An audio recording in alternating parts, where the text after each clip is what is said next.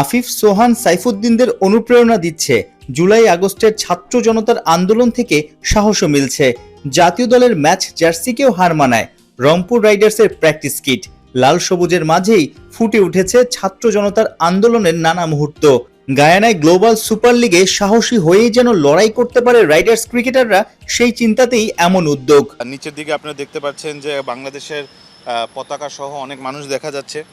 So যেহেতু বাংলাদেশে একটা চেঞ্জ এসেছে এবং যেভাবে করে বাংলাদেশ একটা নতুন বাংলাদেশ হওয়ার চেষ্টা করছে, ওভাবে করে আমরা একটা বাংলাদেশকে একটা ট্রিবিউট করে এবং বাংলাদেশের পতাকা সব কিছু ব্যবহার করে দেখাতে চাচ্ছি যে রংপুর খালি আসলে এখন রংপুরের টিম না, পুরো বাংলাদেশের টিম। স্পটলাইট কারা প্র্যাকটিস কিটে আলোকিত বাংলার ক্রিকেটের প্রথম লাভ, প্রথম সুপারস্টার।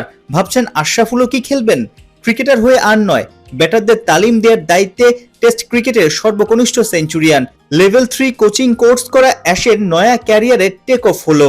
আমার যে এক্সপিরিয়েন্স, খেলার এক্সপিরিয়েন্স, দেখার এক্সপিরিয়েন্স, অবশ্যই আমি মনে করি যে আমি হেল্প করতে পারবো আমাদের টিমের সব প্লেয়ারদের, এলিট প্লেয়ার যারা আছেন। ব্যাটিং এর নানা দিক দেখিয়ে দিচ্ছেন, লম্বা ক্যারিয়ারের অভিজ্ঞতা শেয়ারও করছেন। ক্যাচিং প্র্যাকটিসেও বেশ সিরিয়াস। এক সময়ের ক্লাসিক্যাল এই উইলোবাজের কি নেটে কিংবা ম্যাচে এখনো ঝড় তুলতে মন চায় না? না, আমি যেহেতু একাডেমির প্র্যাকটিসগুলোতে প্র্যাকটিস করানোর পরে আমি আমার ব্যাটিং প্র্যাকটিস করি, এনজয় করি আমি এখনও।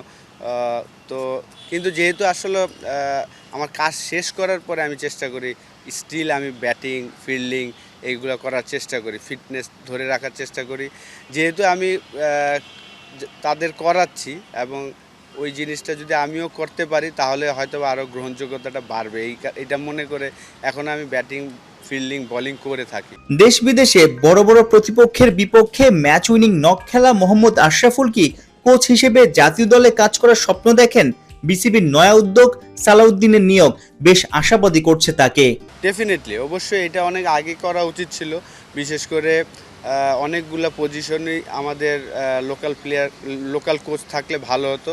তো সালাউদ্দিন ভাই অলমোস্ট 13-14 বছর পরে আবার এই ন্যাশনাল টিমের রাডারে ঢুকেছেন। এটা আমি মনে করি অবশ্যই পজিটিভ, আমাদের প্লেয়ারদের জন্য ভালো।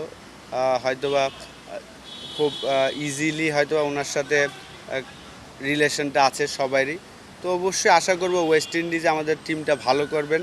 যদি টিম ভালো করে তখনই কিন্তু আসলে কোচের থাকাটা বেনিফিট হবে। যদি টিম ভালো না করে তখন কিন্তু আসলে আমরা আবার প্রশ্ন তুলব। কিন্তু আমি মনে করি যে খুবই ভালো সালাউদ্দিন ভাই ঢোকাটা। আমাদের বাঙালি যারা আছেন, যারা ফিউচারে স্বপ্ন দেখেন, ডেফিনেটলি তাদের জন্য ভালো। সাইফুল রূপক, ৭১।